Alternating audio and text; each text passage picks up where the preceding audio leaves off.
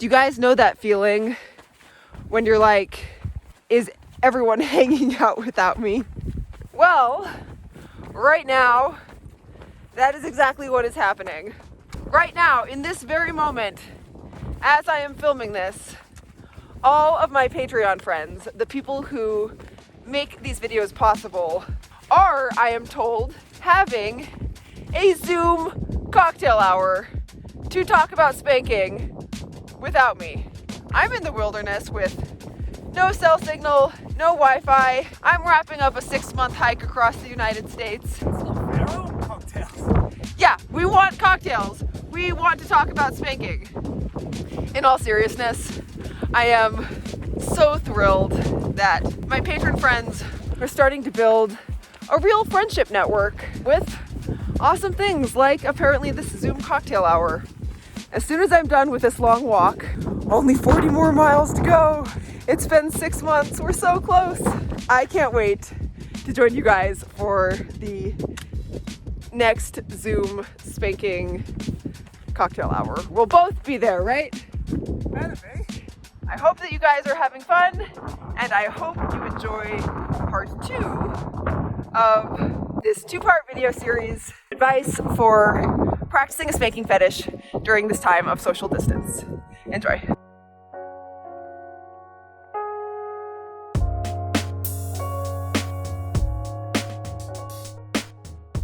Hello, I'm Ariel Anderssen. I've been in lockdown since mid-March, and in Wales, where I live at the moment, we're still pretty much totally locked down, at least we're electing to be. So I thought I would share a few of the things that I went through or have been going through during COVID-19 lockdown, and some tips that I found immensely helpful. It took me a few weeks to figure them out, but I did, and if they can be any help to any of you, I'll be very happy.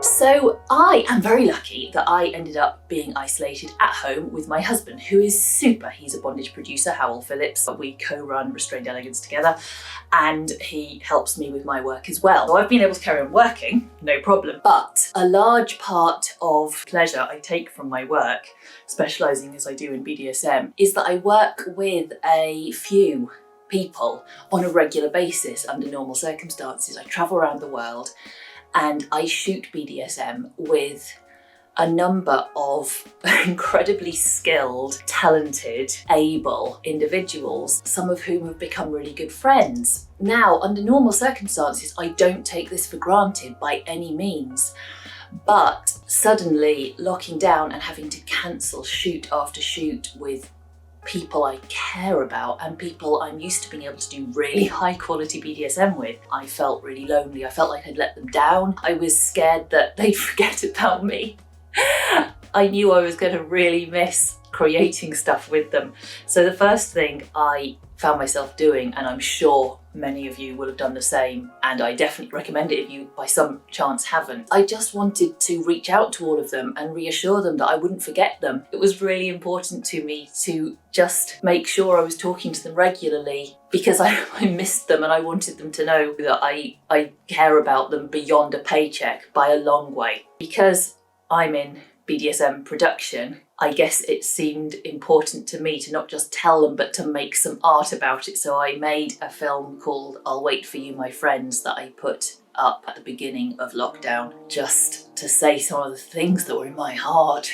But then I was left with my job that I can do at home, shooting custom videos for people, and that was fine.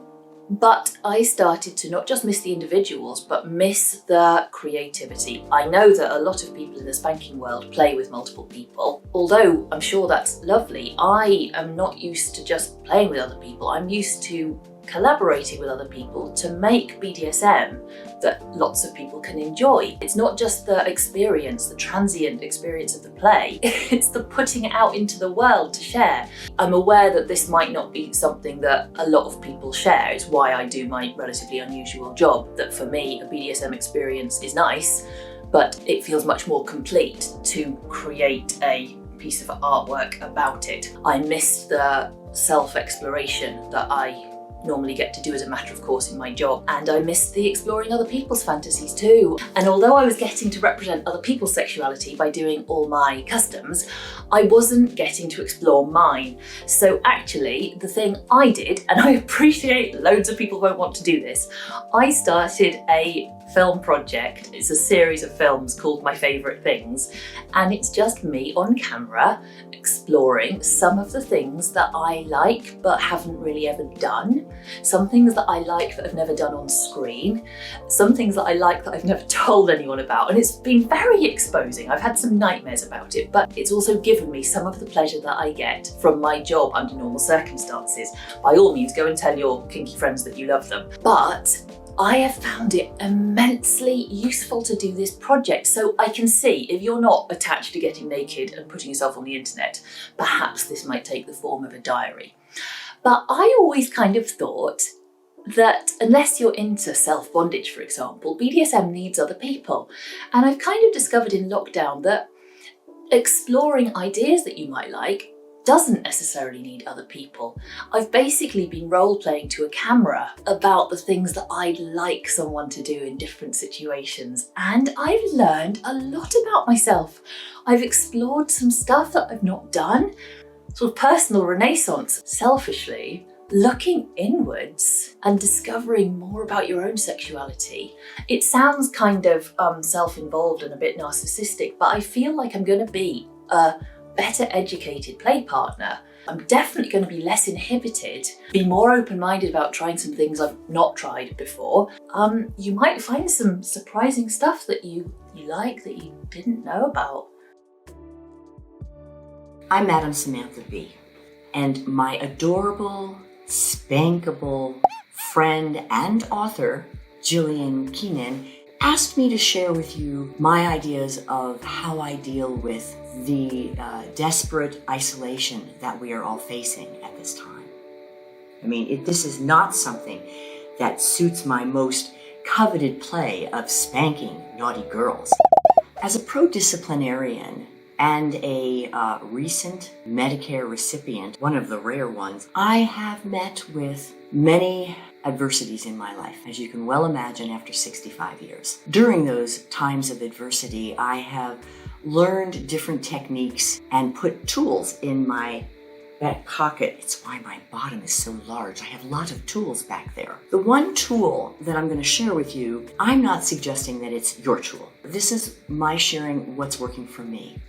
Yoga, breathing, seeking balance, those are all things that during times of adversity, and we are in one, it is as though we are in a storm. And it brings me to an example. I was on a sailboat in the Bay Area, in the Bay, and everybody on the ship, on the boat, was seasick, including me. We were all green. It was horrible. I haven't been on a boat since, I gotta say. But I remember being on that boat and thinking, if there was any way I could just lift up out of the tumultuous waters for just a moment and feel the calm, that I'd be okay.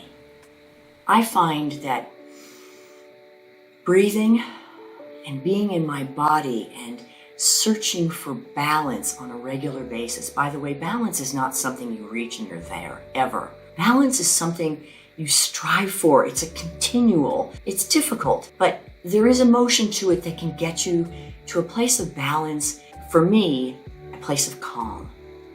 What I find in those places when I can get to a place of calm, even as a kinky person, sometimes new concepts can come into my mind. I can be more creative because I'm still and I'm thoughtful. This time, I came up with something new. My rule has always been, I will only spank and discipline naughty girls in person. In person isn't possible now, but virtual? Now wait a minute, why do I care who it is I'm interacting with virtually? I don't. So I've made a big decision. I'm going to open an OnlyFans page, which allows me to interact with my fans, my friends, people, and I can discipline them, whether they are a man or a woman. This idea had not come to me until I was in that moment of calm. And I went, why not try something new? That's what I'm going to do. I'm not saying it's what you should do. What I do suggest is perhaps think about reaching for that balance, reaching for the calm in all of this storm around us, and see what you come up with. I hope it's something that brings you calm. Please stay safe out there. Wear a mask. Namaste. I'm very much looking forward to getting back to work when it's safe. But in the meantime, yeah, self-exploration, bloody good fun. That's pretty much all the tips I have for you today. You guys have a nice day. That's about all we've got for that. We hope we get to see you again soon. This isn't going to last forever. We will have parties again. We will see each other again. We will give each other hugs again. But first we have to get through this. Whatever you get up to, have fun with it. Bye.